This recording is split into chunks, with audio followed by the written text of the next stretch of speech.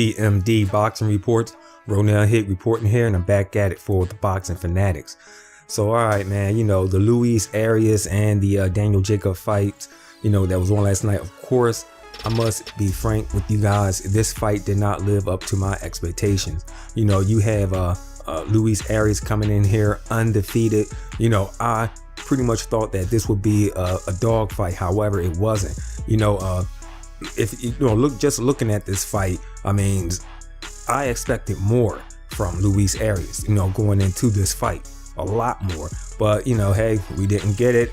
And, as the fight went on, it just dawned on me that, wait a minute, Daniel Jacobs was in a tough fight with Gennady Golovkin. Plus, he lost his last fight. Now he has a new promoter. So, of course, they're going to bring him on. They're going to give him a softie. This is just like a tune-up fight, or a comeback fight, they're not going to match him up with someone tough and rugged, someone who can punch.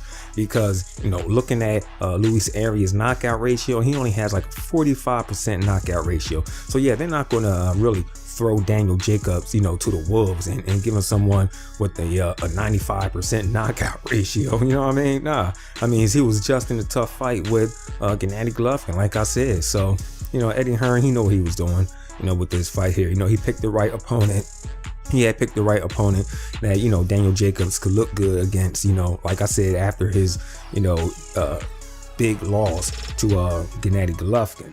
Now with Eddie Hearn, moving on after this fight for his fighter Daniel Jacobs, he wants to put Daniel Jacobs up against the winner of the David Lemieux versus Billy Joe Saunders fight. Now, I already admitted that I'm going for Billy Joe Saunders in that fight, but hey, it is what it is. A lot of people would love to see Daniel Jacobs versus David Lemieux, and I must admit that is a very attractive fight.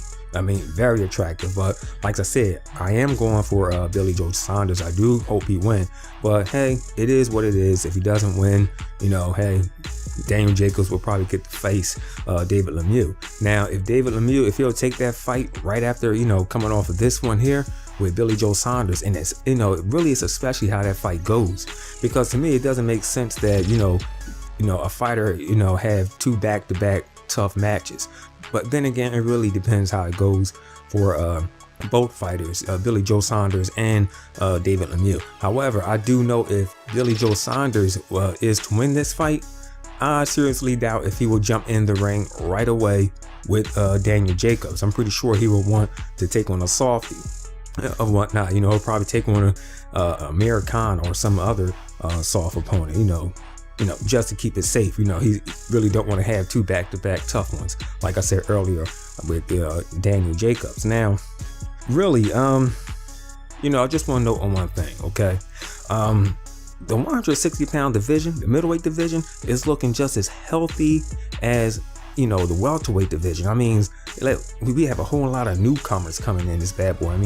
You have Jamal Charlo, you have Demetrius Andre, you also has Arias Laura, who fights at 154 and at 160. Then you have Gennady Golovkin, and you have Canelo Alvarez right along with Peter Quillen and Daniel Jacobs. So it's a lot of great talent up there at 160. So I remember I did a video with Daniel Jacobs taking on Chris Eubanks Jr. Now with all this talent here, at 160, I really don't see him like moving up that fast, to take on Chris Eubanks Jr. The only way that may happen, that's if he can get certain fights here at 160, because of the politics. I'm pretty sure a lot of politics will get in the way of some of these great matchups. Daniel Jacobs versus Demetrius Andre, that'd be great.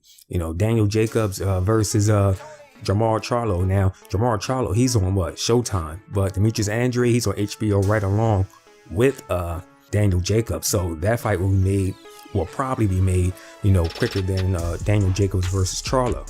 However, all right, now the rematch between Gennady Golovkin and Canelo Alvarez is not really, from what I'm hearing, it's not really set yet. Golden Boy has said that, they're going to sit down with Canelo next month, sometime in December and everything. They're going to talk it out with him and see what he wants to do, because they're leaving the decision up to Canelo Alvarez if he wants to face Gennady Golovkin in a rematch. Most likely, I don't think that'll happen. Now, if Canelo Alvarez decides to take on Daniel Jacobs, besides Gennady Golovkin, if you don't want the rematch, a lot of people may take on Daniel Jacobs, but not me. The reason why, because I looks at it like this. If Floyd Mayweather was a natural 160 pounder and he was fighting Daniel Jacobs, who do you think will win? All right. I mean, I'm pretty sure everyone would say Floyd Mayweather would defeat Daniel Jacobs. And that's only if Mayweather was a natural 160 pound fighter. Okay. He was a natural middleweight coming in with the abilities, he has at 130, 147, however, he's just a natural middleweight. And like I said, who do you think will win that fight? Most likely Mayweather would. And the reason why I say it like that is because, hey, who do Canelo Alvarez fight like now? Pretty much like Mayweather. After Mayweather schooled him, he has a lot of new techniques with him, whatnot, a lot of special effects. So, if he is to face someone, Daniel Jacobs, I'm sorry, I'm gonna have to go with Canelo Alvarez for the win. So that's my takes on this. CMD Boxing Reports. I'll catch you guys on the next one.